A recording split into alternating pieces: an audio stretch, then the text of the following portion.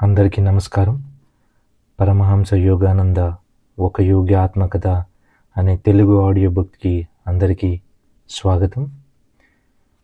ఈరోజు మనం అధ్యాయం 5 గంధబాబా అద్భుతాలు ప్రదర్శన అనే చాప్టర్ చదువుకుందాం.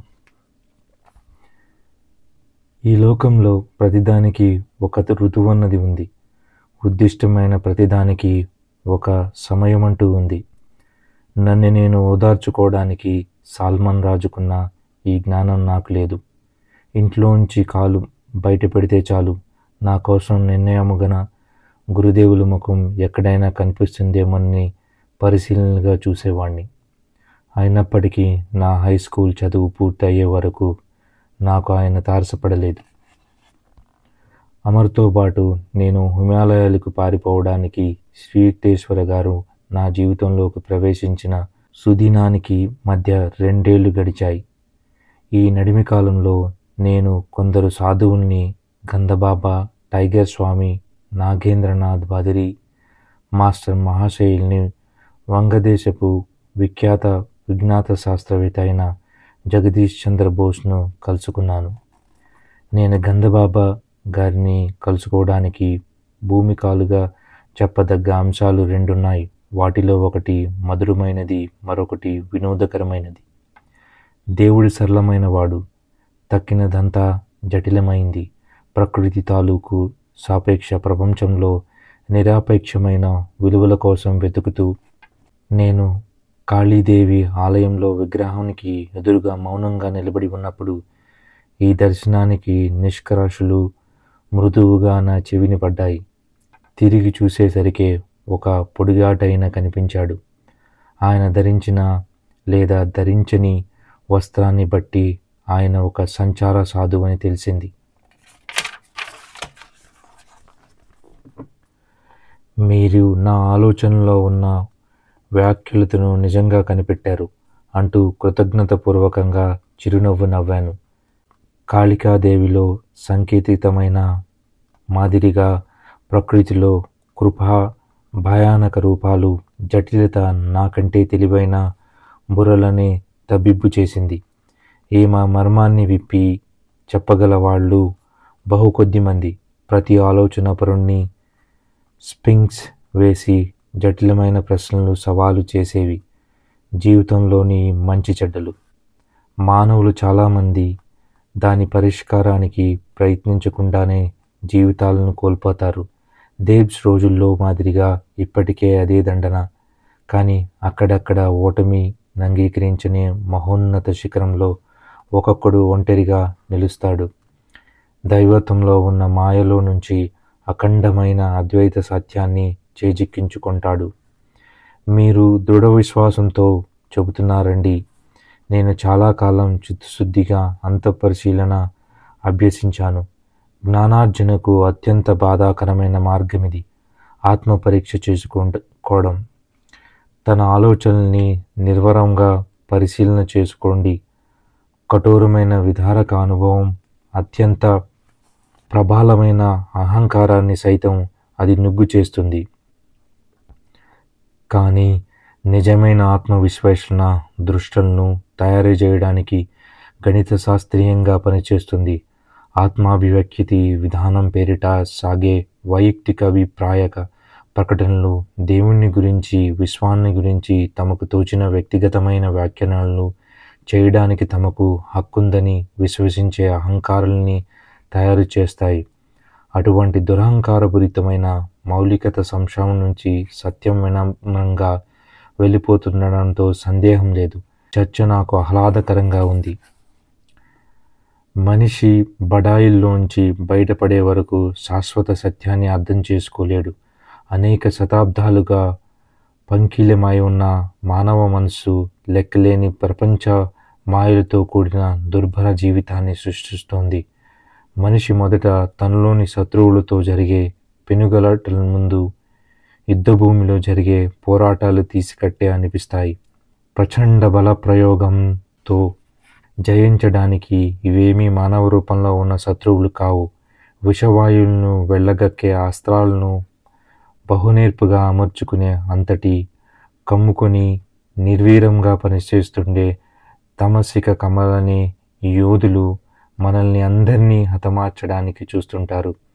తన ఆదర్శనాల్ని భూస్థాపితం చేసి సాధారణ ప్రార్థనకి తల వంచిన వాడు ఆలోచన శూన్యుడు.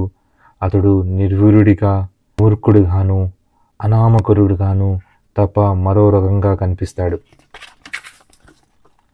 అయ్యా, దిగ్భ్రమం చెందిన జనసామాన్యం మీద మీకు సానుభూతి లేదా? ఆ సాధువు ఒక క్షణం మౌనం వహించాడు. తర్వాత సూటిగానే ఈ సమాధానమిచ్చాడు. సర్వసుగుణాలకి నీలుడై అగోచరుడైన భగవంతుని ఒక పక్క, అటువంటివేమీ లేనట్టు కనిపించే మానవుణ్ణి మరొక పక్క ప్రేమించడం అన్నది తరచూ దిగ్భ్రమ కలిగిస్తూ ఉంటుంది. కానీ ఊహానికి తగ్గట్టుగానే ఉంటుంది. బుద్ధి కుశలత, అంతఃపరిశోధన మానవులందరూ మనస్సుల్లోకి ఏకత్వాన్ని, అంటే స్వార్థపరత్వమైన దృఢబంధాలని బయటపడుతుంది. కనీసం ఈ ఒక్క విషయంలోనైనా మానవుల్లో సోదరాభావం వెల్లడవుతుందని, ఈ రకమైన సమానత్వాన్ని గ్రహించిన తర్వాత నిర్వేపటతో కూడిన వినమ్రత వస్తుంది. అది ఆత్మకును అన్వేషణయోగ్యమైన స్వస్థదాయక శక్తుల్ని గమనించలేని తోటి వాళ్ళ మీద కనికరంగా మారుతుంది. ప్రపంచం అనుభవించే దుఃఖాలని గురించి ప్రతి యుగంలోని సాధువులు మీలాగే బాధపడ్డారండి. సకుంచితమైన తన కష్టంలోని మునిగిపోయి ఇతర జీవితాల్లో దుఃఖాలకు స్పందించే శక్తిని కోల్పోయిన వాడు లోతులేని మనిషి.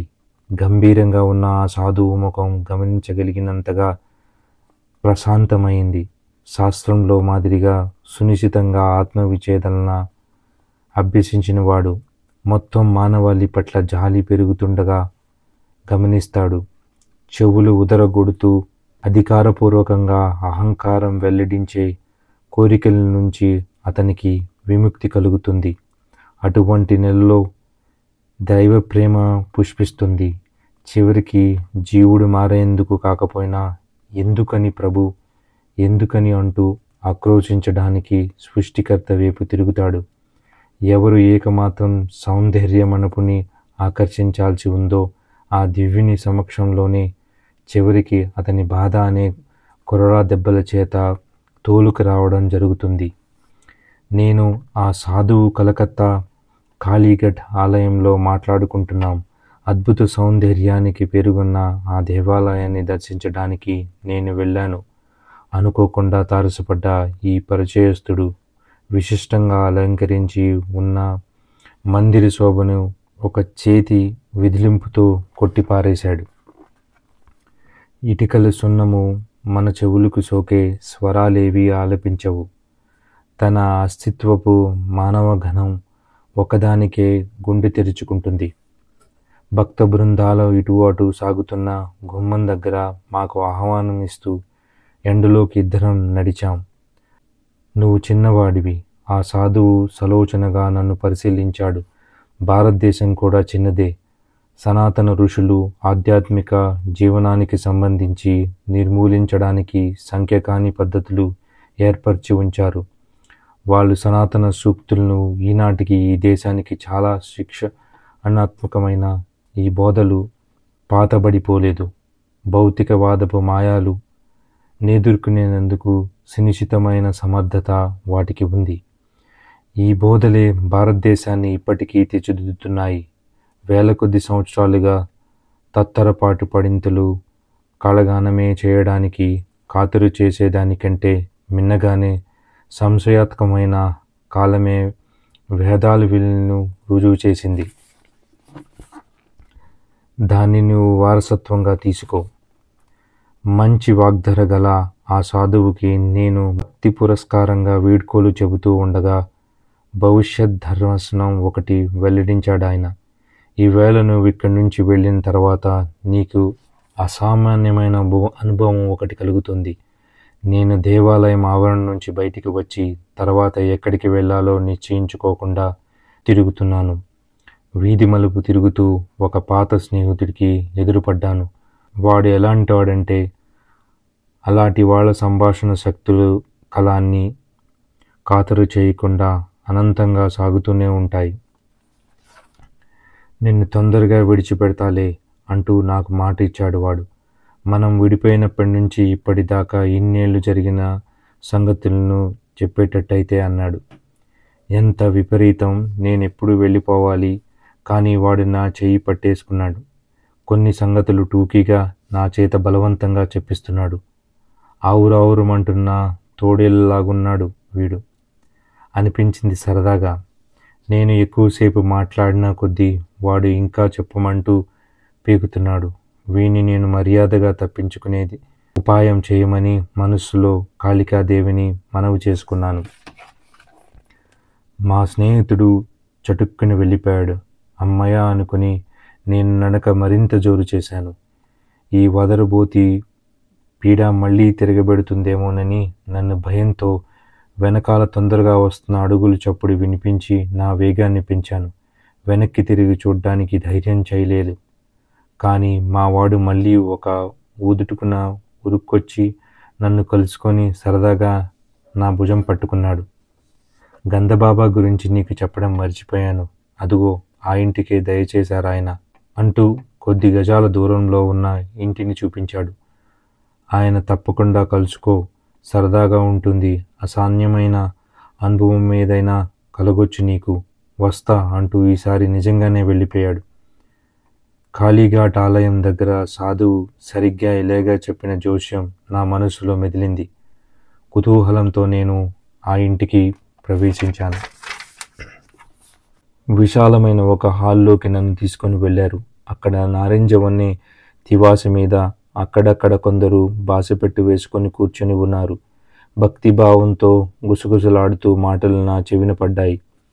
చిరుతిపిలి చర్మం మీద గంధబాబాని చూడు. వాసన లేని పువ్వుకి దేనికైనా ఆయన సహజమైన వాసన తెప్పించగలరు. వాడిపోయిన పువ్వును దేన్నైనా తాజాగా విచ్చుకున్నట్టు చేయగలరు. లేదా మనిషి చర్మంలోంచి ఆహ్లాదకరమైన పరిమళం రప్పించగలరు. నేను సూటిగా సాధువు వైపు చూశాను. ఆయన చురుకైన చూపు నా మీద నిలిచింది. ఆయన బొద్దుగా ఉన్నారు. గడ్డం పెంచారు. ఒంటి చాయి నలుపు, పెద్ద పెద్ద కళ్ళు మెరుస్తున్నాయి. అబ్బాయి, నిన్ను చూస్తే సంతోషంగా ఉంది. నీకేం కావాలో చెప్పు. ఏదైనా సువాసన కావాలా? ఎందుకండి? ఆయన నన్నలా అడగడం కుర్రతనంగా అనిపించింది నాకు. అలౌకిక రీతిలో సువాసనలను ఆస్వాదించే అనుభవం పొందడానికి వాసనల కోసం దేవుణ్ణి వాడుకోవడమా? అయితేనేం, దేవుడు ఎలాగూ పుట్టిస్తాడు కదా సువాసనలు.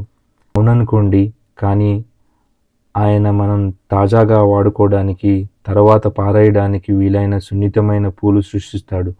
మీరు సృష్టించగలరా పూలు? కానీ మామూలుగా సువాసన లేని సృష్టిస్తాను చిన్నబాబు. అయితే సెంట్ ఫ్యాక్టరీ వాళ్ళు వ్యాపారం పడిపోతుంది.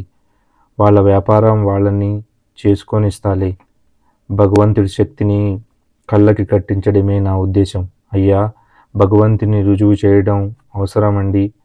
ఆయన ప్రతి దాంట్లో ప్రతి చోట అద్భుత శక్తులు చూపించడం లేదా? అవుననుకో, కానీ మనం కూడా ఆయనకు గల అనంతమైన సృజనాశక్తితో వైవిధ్యాన్ని కళ్ళకి కట్టించాలి. మీరీ విద్య సాధించడానికి ఎంతకాలం పట్టిందండి? 12 ఏళ్ళు. సూక్ష్మోపాయాలతో సెంట్లు తయారు చేయడానికి మహాశయ కొన్ని రూపాయలు పెడితే పూలు అంగట్లో దొరికే సువాసనల కోసం మీరు 12 ఏళ్ళు వృధా చేస్తూ వచ్చారా నాకనిపిస్తోంది. పూలు వాడిపోతే సువాసనలు పోతాయి. చావుతోనూ సువాసనలు పోతాయి. కేవలం శరీరానికి ముచ్చట గొలిపితే నేనెందుకు కోరుకోవాలి? వేదాంతి గారు, నిన్ను చూస్తూ నాకు ముచ్చటేస్తోంది. నీ కుడిచేయి ఇలా చాపు.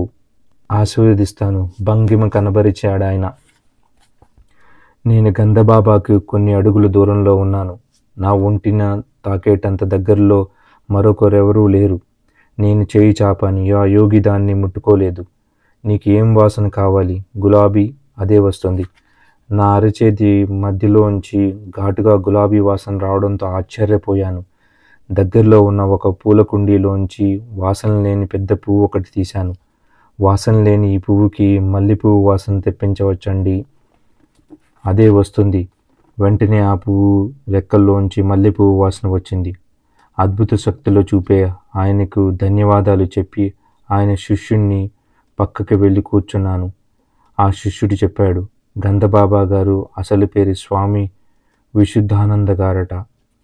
ఈయన టిబెట్లో ఉండే ఒక యోగి దగ్గర ఆశ్చర్యకరమైన అనేక యోగ రహస్యాలను తెలుసుకున్నారట. ఆ టిబెట్ యోగా వయసు 1000 ఏళ్లకు మించిందని నాకు నమ్మకంగా చెప్పాడు. ఆయన శిష్యులైన గంధబాబా గారు అన్ని సమయాల్లోనూ ఇప్పుడు నువ్వు చూసిన మాదిరిగా కేవలం మాటలతో వాసనలు సృష్టించారు.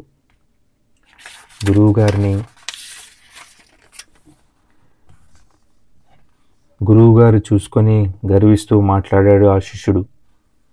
వ్యక్తులు స్వభావాల్లోని వైవిధ్యాన్ని తగ్గట్టుగా ఈయన పద్ధతి చాలా మారుతూ ఉంటుంది. ఈయన అద్భుతమైన వ్యక్తి.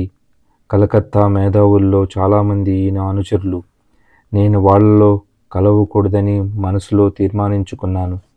అక్షరాల అద్భుతమైన శక్తి అనిపించుకునే గురువంటే నాకు గిట్టదు.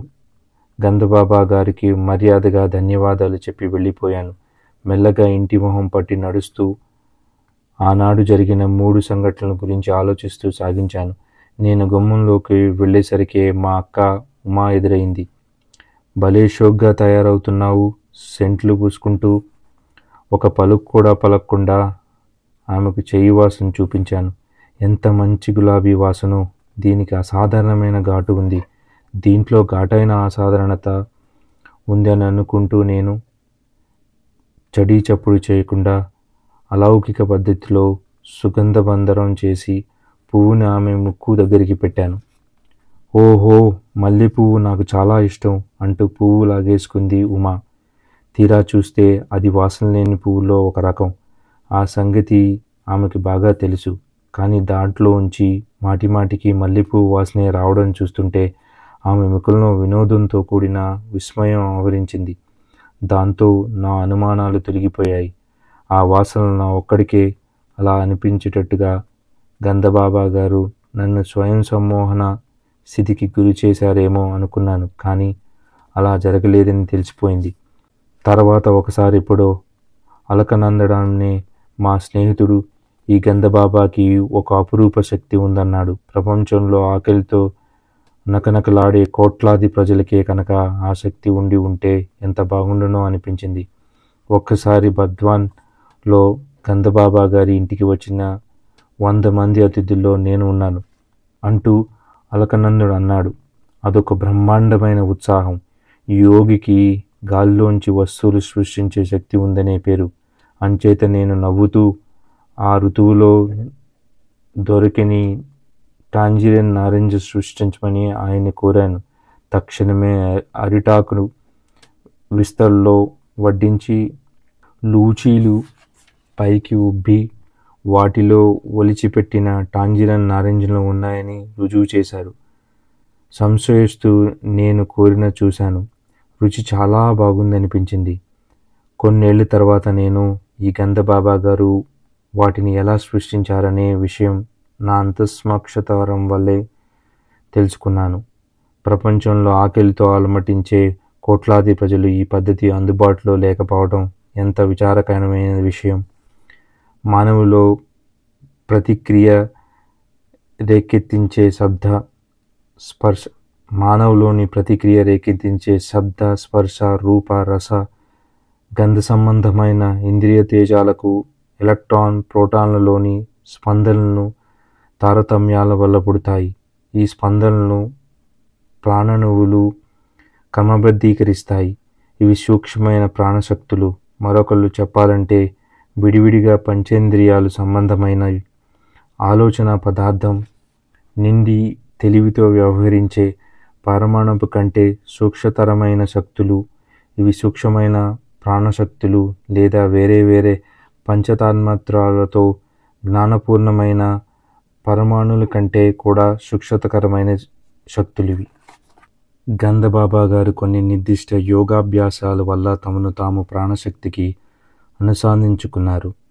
లైఫ్ ట్రాన్స్లు తమ స్పందాత్మిక నిర్మితిని మరో రంగంగా మార్చడానికి అనువుగా ప్రచోదన ఇచ్చి కోరిన ఫలితాలను సాధించగలుగుతున్నాడు.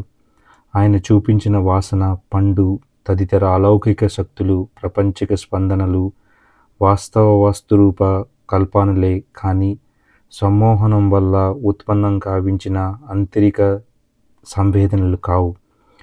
చిన్న ఆపరేషన్లను చేసేటప్పుడు వైద్యులు మత్తుమందు ఇస్తే అపాయానికి గురి కాగల వ్యక్తుల విషయంలో సమ్మోహన శక్తిని ఒక విధమైన మానసికమైన మత్తుమందుగా ఉపయోగిస్తారు.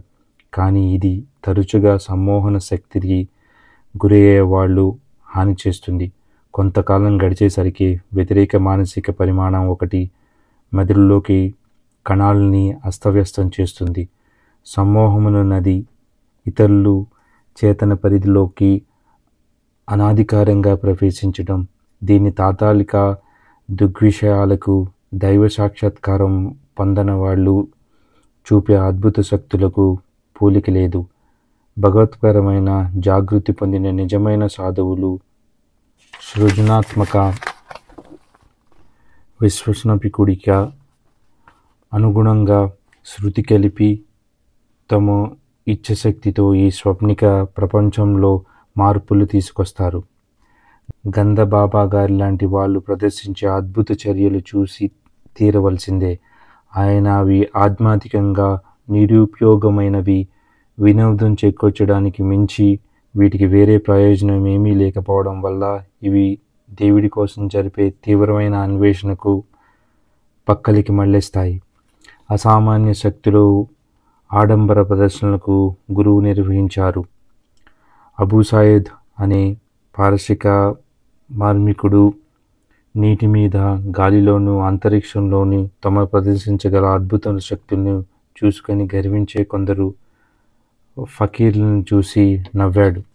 నీళ్లలో కప్ప కూడా హాయిగానే ఉంటుంది అంటూ మెత్తని మందలింపుతో ఎత్తిపొడిచాడు అబూ సయీద్. కాకి, రాబందు గాలిలో సులువుగా ఎగురుతాయి. సైతాను తూర్పున పడమటను కూడా ఒకేసారి కనిపిస్తాడు. నిజమైన మానవుడు ఎవడంటే తన తోటి వాళ్ళలో ధార్మిక జీవనం గడుపుతుండేవాడు. క్రయ విక్రయాలు సాగిస్తూనే ఒక క్షణం కూడా దేవుణ్ణి మరిచిపోయేనివాడు. మరో సందర్భాల్లో ఈ పార్శిక దేశికోత్తముడు ధార్మిక జీవితాన్ని గురించి తనకు గల అభిప్రాయాన్ని ఇలా చెప్పాడు: నీ మనసులో ఉన్నది పక్కకి పెట్టేయండి. నీ చేతిలో ఉన్నది ఉదారంగా ఇతరులకు ఇవ్వడం. ఆపదలు పిడిగుద్దులు వేస్తున్నప్పుడు ఏనాడు చలించకపోవడం. కాళీఘట్ గుడి దగ్గర తటస్థపడ్డ సమధర్మి అయిన ముని కానీ, టిబెట్లో శిక్షణ పొందిన యోగి కానీ గురువు కోసం నాకు గల ఆకాంక్షను తీర్చలేదు. అది గుర్తించడానికి నా హృదయానికి శిక్షకుడు అవసరం లేదు. అంతరికి నిశ్శబ్దంలోంచి దాన్ని తట్టి పిలిచేవాడు చాలా అరుదుగా తారసపడడం వల్ల అలాంటి సందర్భాల్లో సహజంగానే అది గట్టిగా భళా అంటూ కేక వేసింది. చివరికి నేను మా గురువు గారిని కలుసుకున్నప్పుడు ఆయన కేవలం తమ ఆదర్శ మహనీయత వల్లనే నిజమైన మానవుడి ప్రమాణాన్ని ఉద్బోధించారు. ఇంతటితో మనం అధ్యాయం 5 గంధబాబా అద్భుతాల ప్రదర్శన అనే చాప్టర్ని ఫినిష్ చేసాము. మళ్ళీ మనం అధ్యాయం 6 టైగర్ స్వామితో కంటిన్యూ చేద్దాం. అందరికీ నమస్కారం. Thank you.